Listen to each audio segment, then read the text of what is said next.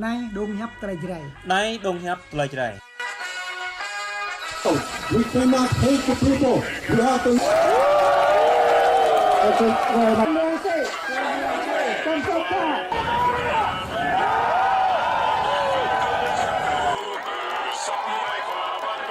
Phong niu cu cơ pi bang mệt vơi dòng tới khắp hàng bộ anh ta ban là thana mục này mệt vơi dòng tới bẹt đã lơ ma plan pan thủng tua bao tập tua lúc mệt vơi dòng tới bẹt đã tập đông hẹp câu đạn này tập rung răng prong dập địch nọc thì nó mất mệt vơi dòng tới bẹt đã mục này có chẳng rã ruồi bởi cái pi bang phun dậy nè của mình ta dọc pro ta ban là thana tập trút dập địch nọc lúc mệt vơi dòng tới tôi tập buộc bằng bộ rã ở đây nhiều chỉ tiêu màu tập xít hàng tới nó mất bẹt đã nó kéo tôi hàng câu màu đọc báo lên nền pháp luật lên nền màu công na yuan như mỏ chi để ta nền nhiều kéo tôi hàng đại bởi trả tài nghèo lên như mỏ chi pre để ta nền làm plak mung re tầm pre lợp lục pá để ta nền lợp lục lau ya ta bằng công na bởi trả mi tí nhiều ạt màu lại rung răng ya ta nền president Donald Trump hàng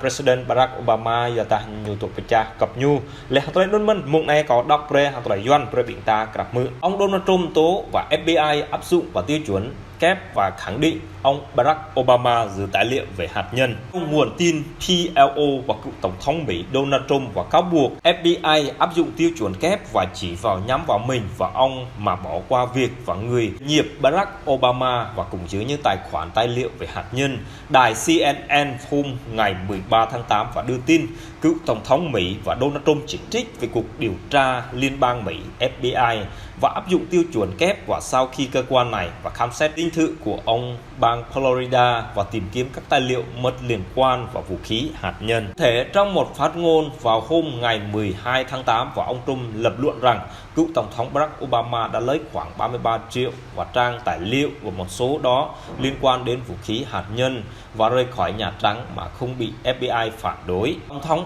Obama và đã lưu 33 triệu và trang tài liệu và phần lớn trong số đó và tài liệu là đã được phân loại và bao nhiêu và trong số chúng liên quan đến hạt nhân và câu trả lời rất nhiều và theo ông Trump và cựu tổng thống Trump và trước đó là một tuyên bố rằng về vấn đề hạt nhân là một trò lửa bịp và ông cho rằng là hai phiên luận tội và cuộc điều tra công bố vào viện đặc biệt Robert Mueller về sự can thiệp của người Nga và trong cuộc bầu cử năm 2016 và cũng đều là trò lửa bịp. Theo ông Trump, FBI và có thể đã gài sẵn bằng chứng và vì cơ quan này là không có cho phép và luật sư của ông đã được đến gần và các đặc vụ. Ông Trump nói rằng việc FBI và đột kích và dình thự Mark Aluko của ông vào hôm ngày 8 tháng 8 chính là hành động và tấn công vũ khí hóa hệ thống và tư pháp và cựu tổng thống và kêu gọi lập tức công bố và các tài liệu liên quan đến cuộc khám xét này liên quan cáo buộc và cho rằng tổng thống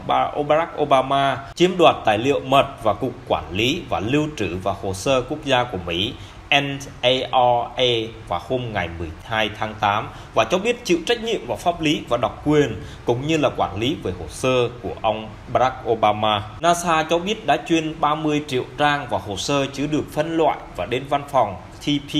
Chicago và vẫn cất giữ và các tài liệu và được phân loại vào cựu tổng thống thủ đô Washington và các tài liệu và chưa được phân loại và sẽ được đặt trong thư viện của tổng thống Chicago. FBI nói đã thu 11 tài liệu mất ở nhà ông Trump và cựu tổng thống Mỹ nói và không cần phải làm vậy. PLO và Bộ Tư pháp Mỹ và cho biết FBI đã thu được 11 bộ tài liệu mật và trong đó số tài liệu và được đánh giá là tối mật tại nhà ông Trump và song cựu tổng thống và được nói đến các tài liệu và điều tra trên và được giải mật và FBI không cần phải làm vậy. Ngày 12 tháng 8 và Bộ Tư pháp cho biết và sau khi xem xét dinh thự của tổng thống Donald Trump ở Temple, Palm Beach và bang Florida và các thành viên cựu điều tra liên bang, FBI đã thu được 11 bộ tài liệu mất và trong đó có một số tài liệu được đánh giá là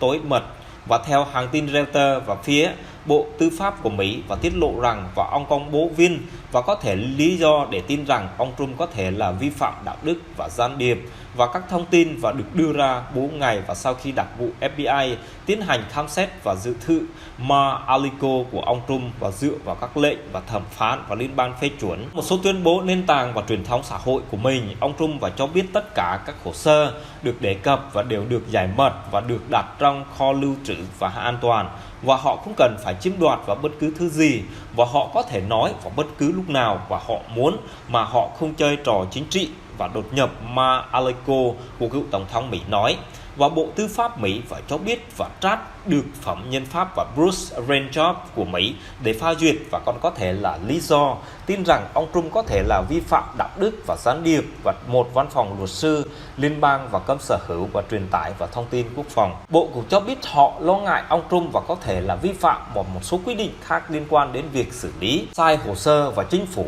và bao gồm việc quy định và xác định việc cố gắng và che giấu hoặc tiếp huy và tài liệu về chính phủ và tội phạm, và bất kể chúng có thể được phân loại hay không. Các đạo cụ FBI đã lấy đi hơn 30 món đồ, bao gồm là hơn 20 chiếc hộp bia đựng ảnh và một bức thư viết tay, và việc ban hành và sự ân xá cho đồng minh và con vốn lâu năm của ông Trump là ông Roger Stone. Và trong danh sách cũng có thể thông tin và Tổng thống Pháp có 3 cấp độ phân loại chính và cho các tài liệu và nhạy cảm chính phủ, và tối mật và thân mật và mật. Và tối mật là mức phân loại và cao nhất và dành cho thông tin an ninh và quốc gia được quản lý và chặt chẽ nhất của đất nước, và trong tài liệu như là thường được lưu trữ và các cơ sở và đặc biệt trong chính phủ về việc tối liệp về gây thiết hại và nghiêm trọng cho an ninh quốc gia. Tuy nhiên, trong khi Tổng thống đã được đương nhiệm và có quyền giải pháp về tài liệu, và không có dấu hiệu nào đã bất kỳ vài tài liệu nào được công bố hôm ngày 12 tháng 8 rằng ông Trump đã làm một vậy,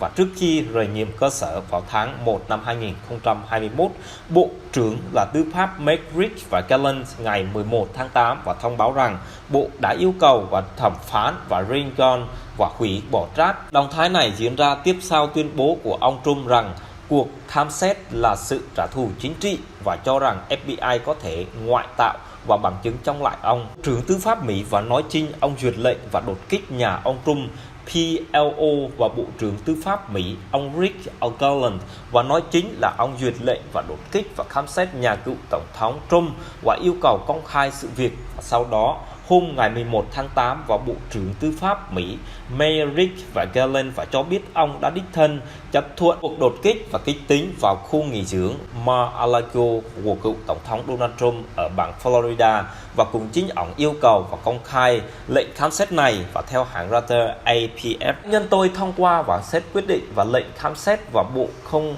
xem nhẹ quyết định và như vậy. Và Bộ trưởng Garland và nói với các nhà lãnh đạo báo vào hôm ngày 11 tháng 8. Bộ trưởng Garland nói rằng và các nhà nghĩa vụ và đạo đức và ngăn cản, và ông nêu và chi tiết cơ sở và cuộc đột kích, và ông cho biết và ông đã yêu cầu một thẩm phán Florida công khai lệnh của ông Trump đã công khai và xác nhận về việc khám xét vì lợi ích và đáng kể của ông chúng. Và trong vấn đề này, Bộ trưởng Tư pháp bảo vệ FBI cuộc đột kích của Cục Điều tra và Liên bang Mỹ FBI vào khu vực và nghỉ dưỡng Mar-a-Lago của ông Trump diễn ra hôm ngày 8 tháng 8. Và theo tuyên bố của đại diện phía ông Trump thì FBI và tìm kiếm hồ sơ tổng thống và tài liệu có khả năng mật, và theo truyền thông Mỹ, và cuộc khám xét và liên quan đến việc xử lý sai về các tài liệu mật được đến trong khu nghỉ dưỡng Mar-a-Lago sau khi ông Trump rời khỏi Nhà Trắng vào tháng 1 năm 2021. Ông Trump lên án và cuộc khám xét là động cơ về chính trị, là một đòn vũ khí hóa của các bộ tư lệnh và tư pháp. Từng thấy có điều gì như thế này và xảy ra với cựu Tổng thống Mỹ. Và theo ông, ngày 11 tháng 8 và trên nền tảng Truth và Social của mình, ông Trump đã biết về các luật của ông hợp tác hoàn toàn và chính phủ và có thể bất cứ điều gì họ muốn, và nếu chúng tôi có nó, vì sao đó và không biết và từ đâu, không có cảnh báo nào, và Mar-a-Lago và bị đột kích vào lúc 6 giờ 30 sáng. Và ông Trump phản ánh và đồng thời cho biết và thêm rằng đặc vụ và thậm chí còn lục tung và tủ quần áo của cựu để phát phu nhân